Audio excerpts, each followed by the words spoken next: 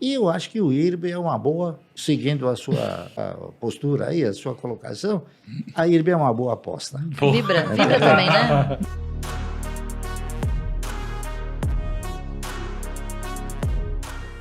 Cara, vamos falar de IRB. Qual é o case de IRB? Por que você acha? Porque essa é uma ação que polemizou para todos os lados. A assim. internet fala dela todo dia. Hoje você acha que é uma boa apostar no projeto de IRB? E quais são os pontos que você acha que fazem isso daqui se tornar um investimento favorável, por exemplo? Bom, eu interpreto o seguinte. A IRB é uma empresa que tem 2 grandes acionistas. Os 2 maiores acionistas da IRB são 2 bancos. E não é o Warren Buffett, não. Não é. Não, porque... Fake news. Alguém já Fake insinuou que talvez ele fosse, que ele fosse participar de uma estrutura melhor, em termos de seguro. Mas são o Bradesco, tá certo? E o Itaú. Eu costumo dizer o seguinte. Eu interpretei que tanto o Bradesco como o Itaú, eles foram responsáveis por indicar aquele gestor que fez e que promoveu, né, uma administração fraudulenta. Está correto? Hoje é voz corrente disso. E o próprio administrador está sendo processado nos Estados Unidos em virtude de ter relatado e oferecido informações não válidas, tá certo? Informações... Então, o que aconteceu? Esse administrador, ele teve a oportunidade de apresentar lucros inexistentes, lucros que não haviam, que não existiam. Então, o que aconteceu? Esses lucros inexistentes tiveram um benfeitor ou 2 benfeitores maiores. Eles foram através de dividendos, é isso? Lucros inexistentes, dividendos indevidos. Foram destinados a quem? Foram destinados ao Bradesco e ao Itaú. Então, a responsabilidade de fazer ressurgir essa empresa está na mão deles, tá? Não está na mão dos acionistas. Não foram os acionistas que promoveram a administração fraudulenta. Então, o que aconteceu? Isso gerou o quê? Gerou uma preocupação muito grande, acredito eu, para esses próprios acionistas, e eles acabaram buscando o quê? Buscando fazer com que a empresa tivesse uma auditoria profunda, não é isso? E que pudesse reapresentar os balanços dentro daqueles critérios normais. Isso foi feito. Teve um economista que fez uma auditoria geral, profunda, não é isso? Republicou todos os balanços e chegou na conclusão que a empresa reunia condições de ressurgir, tá certo? Então, enquanto isso, a grande maioria das casas de análise, né, que nem todas são casas de análise, algumas são casas de apostas, tá correto? Então, essas casas de análise houveram por bem locar uma quantidade grande de ações, sabendo que aquela empresa não ia gerar um lucro, tá entendendo? Que foram, através das locações, foram pressionando o papel de forma tal que ele chegou a um preço aí de 2,02, 2,03. É isso. Só que nós tivemos a oportunidade de estar presente numa reunião onde ficou claro, né, que a empresa havia chegado num ponto ruim e que agora havia sido colocada novamente numa posição de continuar a se recuperar, e continuar a dar resultado. Só que ficou claro também que a empresa precisaria o quê? Precisaria uma capitalização para poder fazer com que houvesse novos contratos, tá entendendo? Então, eu acredito, como acreditei na Unipar, eu acredito que ela possa, dentro de algum tempo, porque isso é desde 2020. Então, está muito pequeno ainda o tempo, né? Então, eu acredito que ela vai assumir uma recuperação boa. Ô, Luiz, você está no conselho da IRB também, não está? Comitê. Acabei de ser eleito no comitê de auditoria. Explica isso para a gente. O que é um movimento como esse? Vamos lá. A gente tentou no início do ano, em assembleia, né? Unir os acionistas, a gente fez um PPP, que é basicamente você disponibilizar os advogados, né? Para que via procuração, seja você votando sim, abster-se ou não, para que você tenha acesso à assembleia, né? A exercer o seu direito de voto como acionista. Poucas pessoas fazem isso justamente por ser Primeiro, ninguém quer ir na reunião de condomínio, né? É um negócio muito chato. Horrível. Mas eles sempre se resolvem lá. Então, exatamente. Mas numa dessas é que você acaba perdendo o controle. E por ser uma empresa sem controlador definido, é importante que haja essa união de todos os interessados, né? E geralmente esse interesse acontece quando as pessoas estão no prejuízo. Então, reunimos essas condições, né? Juntamos 100 milhões de ações, né? Ele tem 20 milhões, ou seja, 80 milhões vieram. 30 milhões. Agora, mas na época 20. 20, né? 20 e pouco. 20 milhões de ações, então 80 vieram de outros acionistas que se interessaram, que compraram a ideia e falaram, não, beleza, vamos votar. Só que Bradesco e Itaú juntos têm cerca de 27%, 28%. Então, perdemos e não nos elegemos para conselho fiscal, né? Visto esse movimento, a empresa sempre muito aberta, nos recebeu, né, de braços abertos, deram, né, todo o apoio possível, enfim, acabou surgindo um convite para participar do processo seletivo, né? Eles estavam selecionando algumas conselheiras para fazer parte do comitê de auditoria, né? Então eu acabei entrando nesse processo seletivo, fiz entrevista com alguns dos conselheiros, fiz entrevista com o pessoal, os headhunters, enfim, e acabei sendo aprovado, né? Então, o que o comitê de auditoria faz? Diferentemente do conselho fiscal, como o nome sugere, ele fiscaliza as ações dos administradores.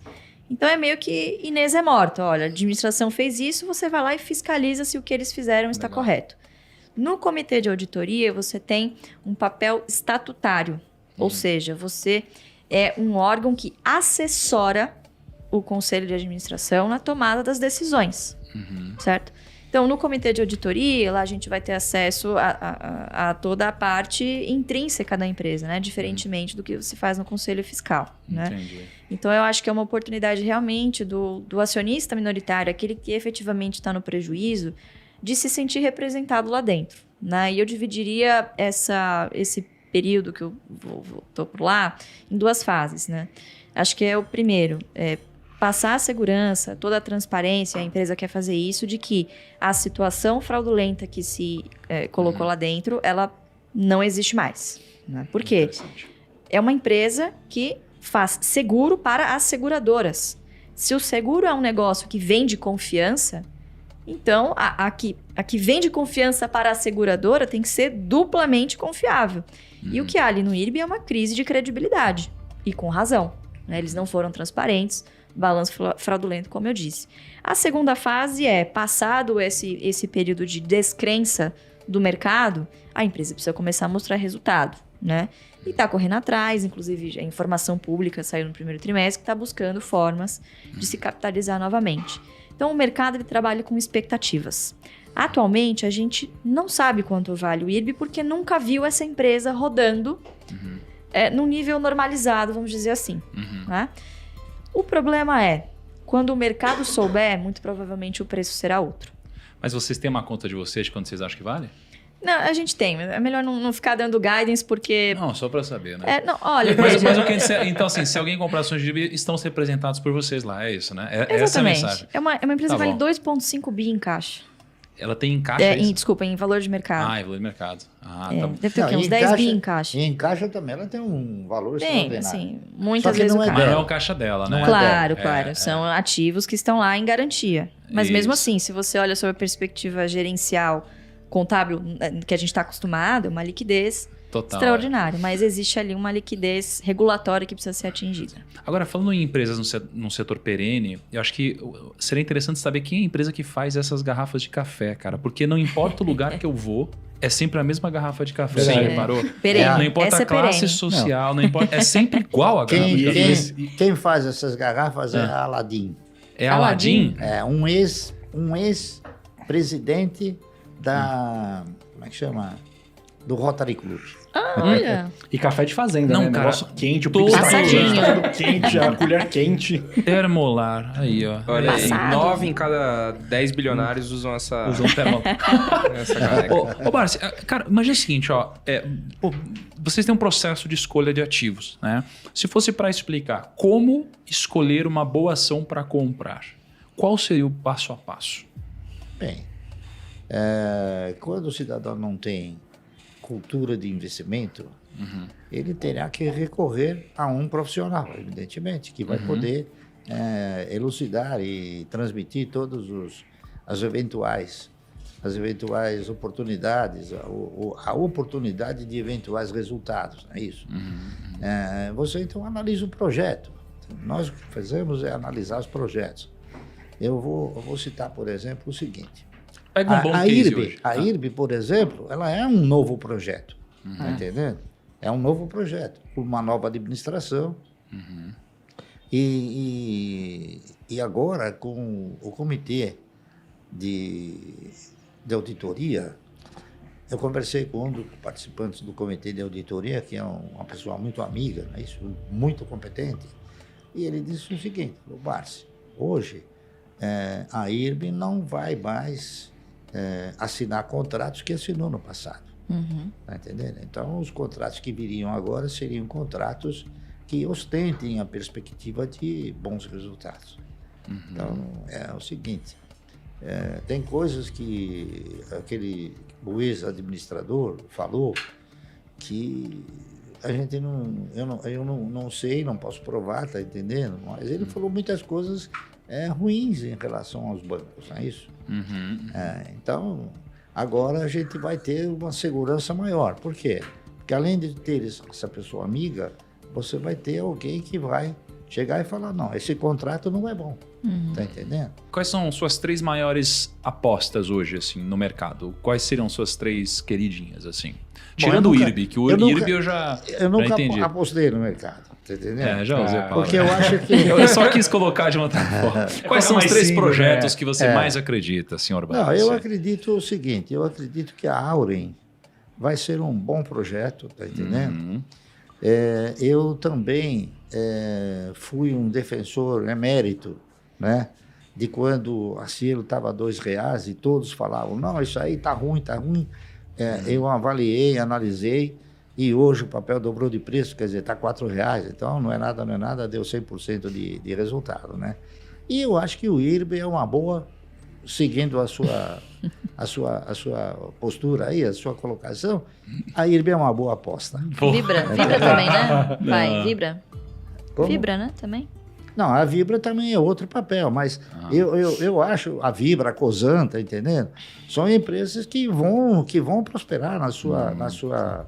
Pô, pensei que você ia falar Banco do Brasil, sabia? Mas o Banco do Brasil eu falei em caráter primordial, né? Ah, entendi. Tá entendendo? Até eu falei para você o seguinte: eu comprei Banco do Brasil hoje. Eu pensei, puta, ele falando do Brasil.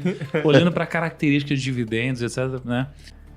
A IRB custava R$40, pagava um ótimo dividendo, só que no instante em que colocaram o mau gestor, a empresa foi para o vinagre.